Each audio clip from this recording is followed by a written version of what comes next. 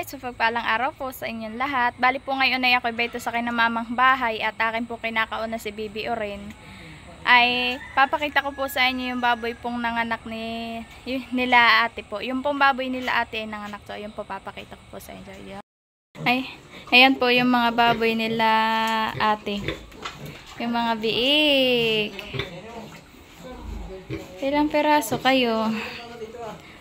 1, 4, 5, 6, 7, 8, 10, 10 mga biik po pala yung anak po nung inahin nila ate. Ambayan po mga kulig! Oh, mga amusin! Oh, mababait po. Ito po'y kailangan bantayin at ito po ay madami. 10 peraso kaya po kailangan po ay bantayan. Oh, ay bambay ito po. Oh. Nagpapakamot po sa tiyan. Ay, naupo na. Nagkakabit na. Oh po. Ay, nadungaw ang mga kulig. Kulig. Oh. Nakadapa po yung inahin. Napakabait po na yung inahin na to. Nakadapa lang po siya. Yung mga anak po ay nandoon sa kanyang mga likod daw. Uli. Ay, nanakbo na. Oh, yan. Nanakbo ka. No, bayan. Ano ka na tuloy. Tuloy na higa na po. Kulig. Gaganda po yung mga bikat. Mababait. Yun naman pong isa ay nakahiga po dahil doon po sa pakainan po nung inahin. Inaantok po yung inahin. Kanya-kanya pong pwesto yung mga biik. Kanya-kanyang pwesto sila. Ito naman po sa kabila pong koralayo. Dito po sila mama nagbabantay. May doon po si papang kinabit na duyan. Tapos po may bangko po. Bambayan po May doon din pong electric pan. At sobrang init nga po ay kailangan po ng electric pan. Pero iyan po hindi na po kailangan ng ilaw. Ito pong mga biik na ito at napakainit po dito na. Sobrang init na po ay maginhawa naman po. Naglalaro. Madami na namang biik si Tisha. Ito, takbuhan. Naglalaro po yung mga biik.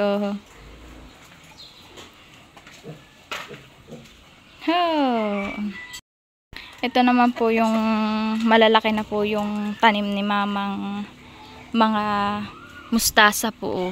Kaso nga lang po ay puro uod. Po yan po may uod. Kinakain na po yung kay mamang gulay. Ito po karamihan po ay may mga uod. Ito po At ito po hindi ni mama ini-spray po. Wala po siyang gamit na kung ano po diyan. Ito po kinain na. Kinain na po ng mga uod ay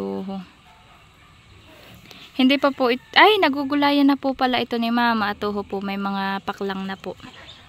Kinuhaan, may paklangan na po. Tapos ay yun naman pong mga sili ni mama ay mga tubo na po. Ito daw po kanina ay pinagdidilig ni Loren. Ito. Yung naman pong kay mamang ampalaya ay nagapang na po. Hala ka Timi! Huwag ka diyan! Buti na lang po. May bakod po ay hindi po na yung kay mamang tanim kahit po yung pong mga aso dumaan-daan. Hala ka Timi, huwag ka diyan. Hindi naman po sinisira ng mga aso ito pong tanim ni mama.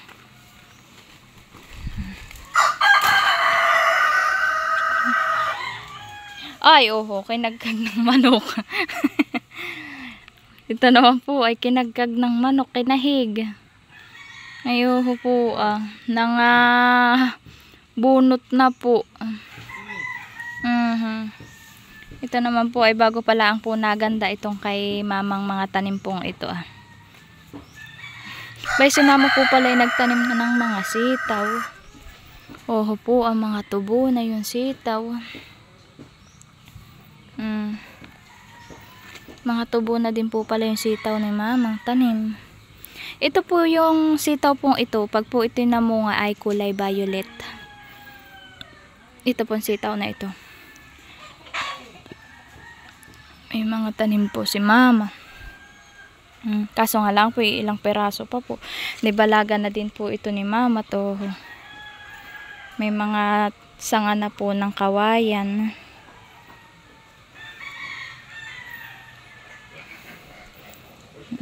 Ay, madami po palang mga kinahig ng manok. Oho po, pati po pala ito yung kinahig.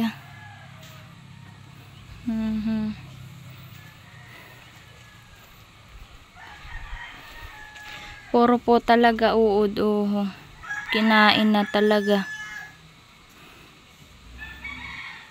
Pati po itong pechay, may doon din po at gawa po ng may mga uod po yung kalapit na mustasa ay nahawa na po ng uod po itong pechay.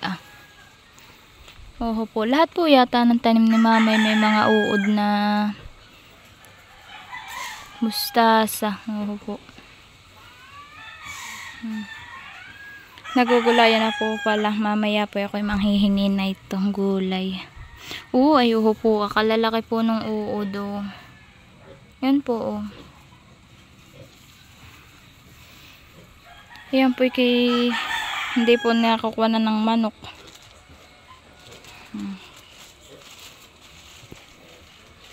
Maganda na din po yung tanim ni mama ritong mga herbal pong gamot na herbovina.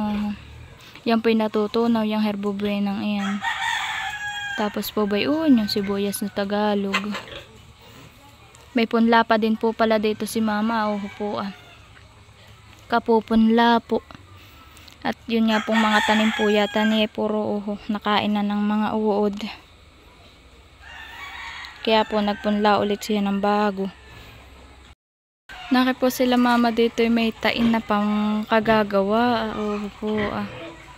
Naki po magandang magbuntog ng tain sa agos. At yan po ay panghuli ng hipon. Ito po ay napakaliwag. Napakahirap po itong gawain na ito pong tain na ito. Oho po. Mga kagagawa po. Ganda po na yung magbuntog sa ilog. Ito naman po ay pupunta po doon sa likod po ng bahay po nila mama. Ako po ay magtitingin po ng kalamansi kung pong may bunga. Ayan po, ako po ay pupunta na. Ayan po yung tinitingnan ko pong kalamansi kung po may bunga. Para naman po atang wala na. Oo po. Kaya isa po yung puno. Ito pong nasa likod isang puno. Yan po. Yan po pag nagbunga ay napakadami. Pero ngayon po ay po mga buko pa po. Ito naman pong takay po ni mama dito nagabi po ay napakalalaki. Po, lalaki pong puno. Nagbubulaklak na din po siya.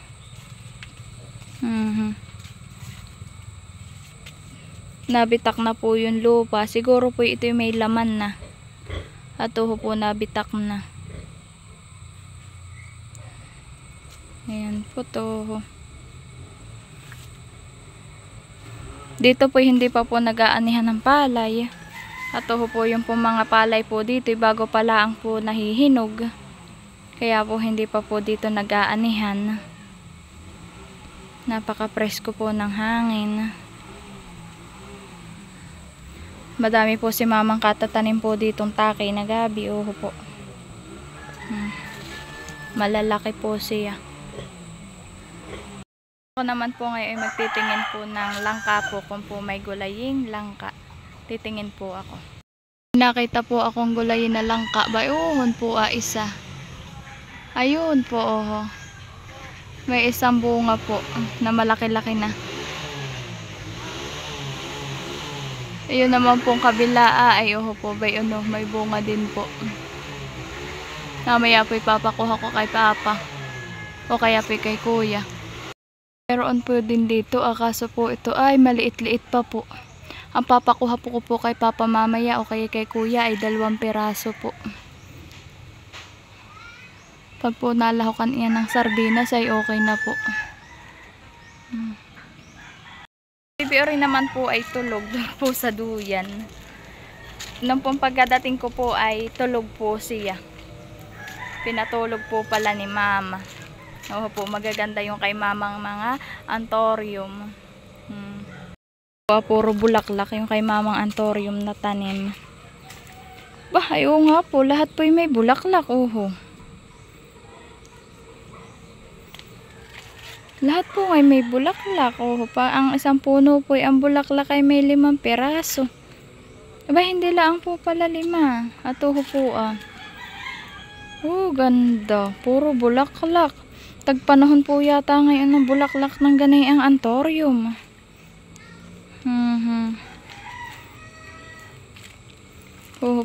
Ganda ng kay Mamang mga tanim at may mga bulaklak. Magaganda.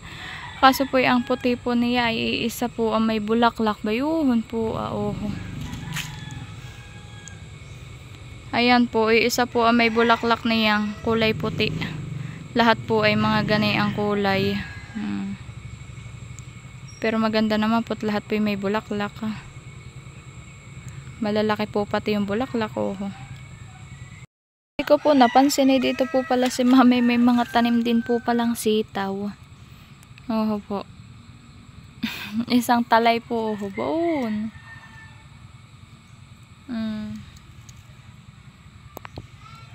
Matataas po ang tubo. Po, kataas. Sitaw po yun. Sitaw ba ito o ano? O bataw? Sitaw pata. Ay, nga po, sitaw. Madami din po pala si Mamang tanim na sitaw. Po. Dito po niya tinanim sa kalapit po ng mga white corn at yellow corn. Hindi pa po ni Mama ito nababakudan. Dito naman po sa paligid ni Mama ay puro po takay at gabi. Malalaki po ang kanyang mga puno. Po. A few moments later. Mga tulog na po yung mga biik. Po, mga tulog na. Ito naman po sa kalapit yung inahin. Po. Ay, isang hilera po. Isang hilerang mga tulog ang kulig, biik.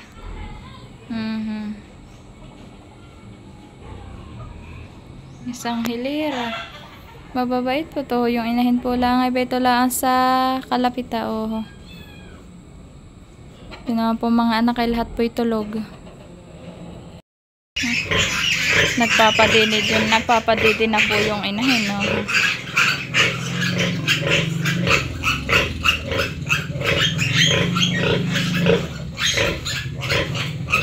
Nagpapadidi na po.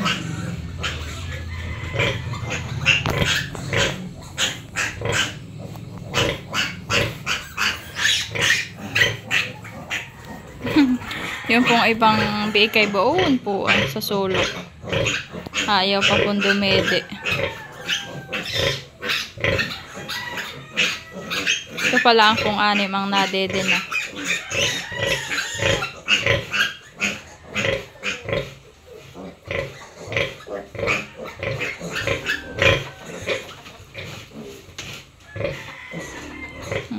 Naayos yung inahin ng higa.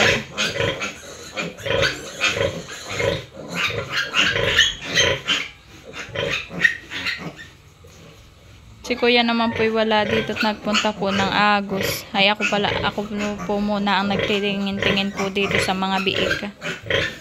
Oo po. Talaga po ito ibantayin at madami po.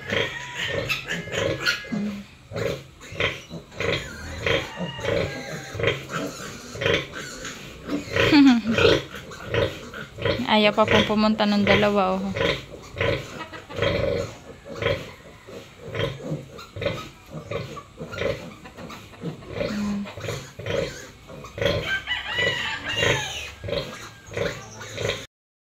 Yan po't nag-aagawan po sa dede. Oh. Nakadede na po lahat. Oh.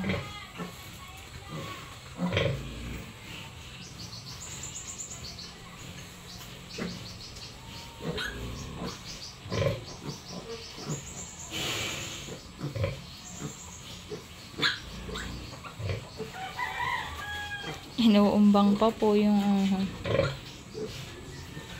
nasa huli. Nag-aagawan po itong dalawa sa una.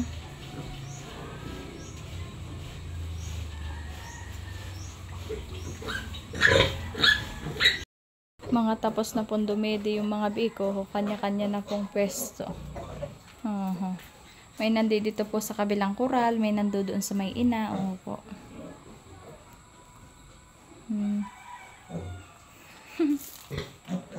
Po kanya-kanyang pwesto pagtapos pong dumede.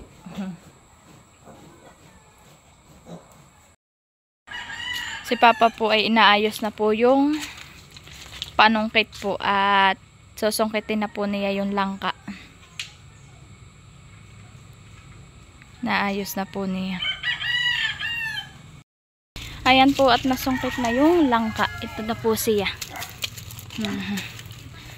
Ay, nakawit. Ito po. Malaki-laki din po, saktuhan laang. Lalako ko po diya hipon. Kami po ay bayto na sa tabing agos. Ayan na po si Bibi Orina. Naauna na po sa akin. Anak, wag ka manakbo, baka madapa ikaw. Ay dito po sa tawid po ay madami na pong mga cottage. Kahit po hapon na ay madami pong naliligo. Ayan na po yung bangkero. Ako po, madaming naliligo. Nangaka-life jacket po. Si John Paul naman po yung nandoon na po sa tawid. Inaantay na po kami. Yung po mga naliligo ay nagpapaanod. Hawak-hawak.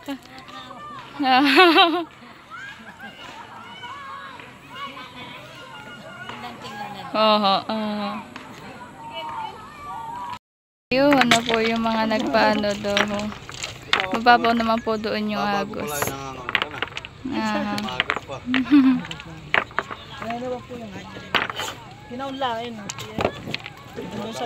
Patak po na ito sa baba. Doon po sa banda pong ayun ay mababaw.